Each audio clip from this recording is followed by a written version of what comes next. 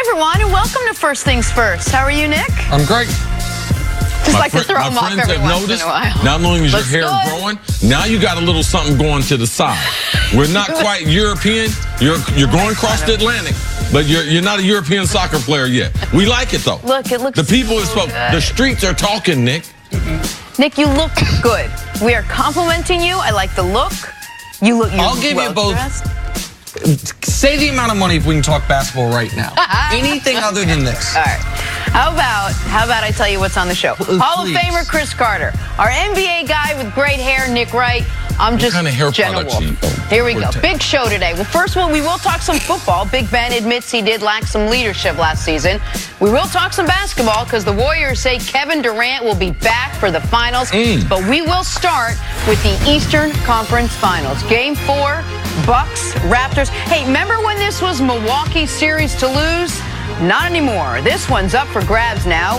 Toronto took down Milwaukee 120-102 to even up this series at 2 games apiece. With a hobbled Kawhi Leonard, it was Kyle Lowry stepping up, leading the way for Toronto, scoring 25 points, while their bench finally showed up, scored more than twice as much as the Bucks bench unit did.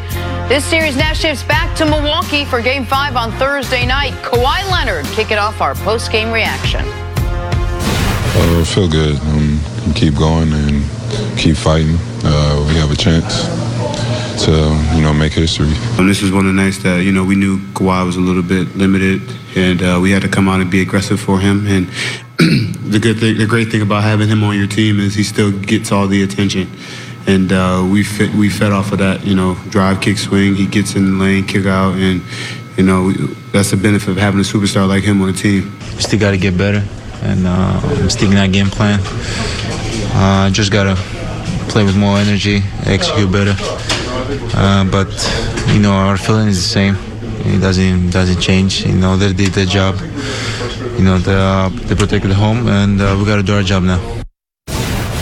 Nick, many thought the Raptors couldn't do this if Kawhi Leonard wasn't 100%, didn't give you 100%. Well, Kawhi Leonard was not 100%, and the Raptors did this. How were they able to even up this series? Well, this was the way the Raptors were 17-5 in the 22 games Kawhi Leonard missed this season. And what Kyle Lowry says there, the drive, kick, swing, that is an enormous part of what they do. Kawhi Leonard drives to the basket. The defense collapses on him. He kicks out to the perimeter to an open guy, and they go good shot, great shot. That open guy then swings it to the corner. That's how Norman Powell can shoot 13 threes in this game. That's how Fred VanVleet can get back on track for the first time since round 1 of these NBA playoffs. This was a wildly impressive and obviously incredibly important win for Toronto. Important because you go down 3-1, you're dead. And impressive because the Bucks this year had only lost back-to-back games once all season prior to last night. They were 22-1 coming off a loss this year with an average margin of victory of 15 points per game. So they didn't just beat you after they had lost, they crushed you, and they were able to do it, to your key point, Jenna, with Kawhi Leonard having a quiet offensive night, with Pascal Siakam having a near non-existent offensive night. Those are the 2 best offensive and defensive players the Raptors have. Both of those guys were extraordinary defensively, but you needed to steal a line from the Golden State Warriors, the strength in numbers Raptors. There are others on the Raptors led by Kyle Lowry, but also Marc Gasol and the bench unit, Ibaka, Powell, and VanVleet, to all play some of their best games of the series. That's how we now have the Eastern Conference Finals in a best of 3. Yeah, not only during the regular season, we were able to see that Toronto, without Kawhi in the lineup, that they were able to be an elite basketball team. And it's hard to do that in the NBA. And that was one of the things, too, that maybe the reason why Kawhi didn't get a lot of MVP votes, because, one, he missed the 22 games, but because they were so good without him.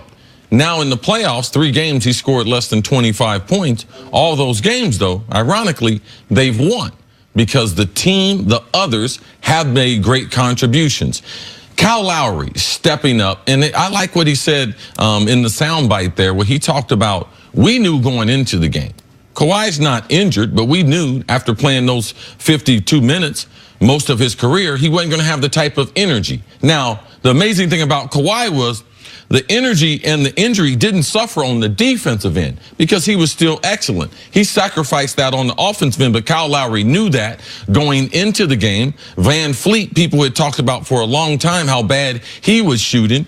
Jenna, you would love this. On Monday, he had to leave, go to Illinois, watch the birth of his second child. So he said that watching a new child come into the world really gave him a sense of perspective that, you know, it's not the end of the world. You know something? I got a good life, and propelled him into having a good game. But you talked about it, Nick, the drive, the kick, and the swing. Those guys with those open shots in games 1 and 2, they were giving them up to Toronto. They weren't making them. The game number 4, they were able to make them. So now it's what's going to be the adjustment? Because now if Kawhi is not 100%, do I need 3 or 4 people in the lane? That's the adjustment that the Bucks are going to have to make going back to game number 5. Just real quick on that point, the Raptors in games 1 and 2 had 40 uncontested shots and had an effective field goal percentage of under 45%. In games 3 and 4, they had 40 uncontested shots, the exact same number, but the effective field goal percentage was north of 60. The Bucks will, with their #1 league defense, they're going to give you open looks. If you're a bad shooter, you're going to be open the whole night. If you're an average shooter, you're going to be open a lot of the night. A lot of can you beat them comes down to can you hit those open shots? They hit enough of them last night to really dominate this game, and it was, I mean, the Bucks didn't have it within double digits throughout the fourth quarter, within single digits throughout the fourth quarter. So the Raptors have now won 2 games in a row with Kawhi on Giannis, defending Giannis. How do the Bucks now moving forward? How do they make that adjustment to get Giannis back into this? If I was Giannis, I wouldn't be trying to get all the way to the goal. We talked about during the regular season, no one had led the NBA in unassisted dunks at the rate that Giannis had done it until Shaq. Shaq was the last player that we had seen be able to do that. But now in the playoffs, where you get more clutching, you get more grabbing, you get more physicality, but also you get better players. You get a defensive concentration, a game plan, where your scouts and everything are doing everything to be able to prevent Giannis from doing what he wants to do. Now, earlier in the game, Giannis got to the cup. But as the game goes on, Giannis still's got to be able to develop a shot between 7 to 12 feet. That's an area they give him to shoot it.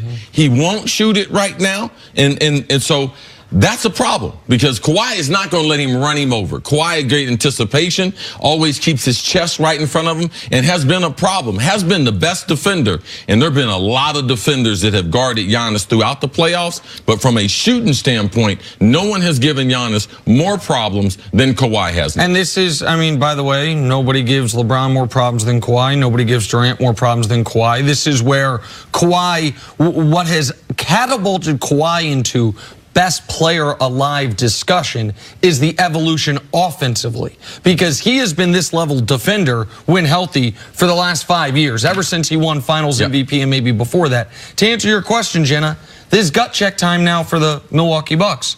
Are they the team that I believe they are, which is the team that's going to win the championship? All those teams, go down the list, when en route to winning their first title, they faced some real adversity.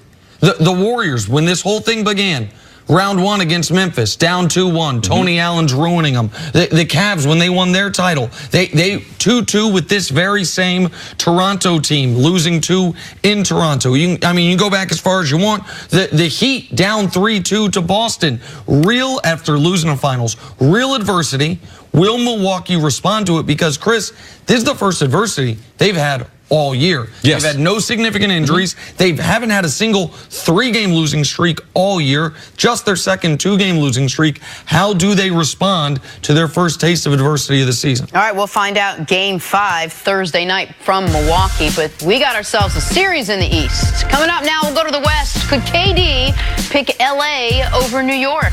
That's next on FS1, and you can always check us out on the Fox Sports channel on SiriusXM. We'll be right back.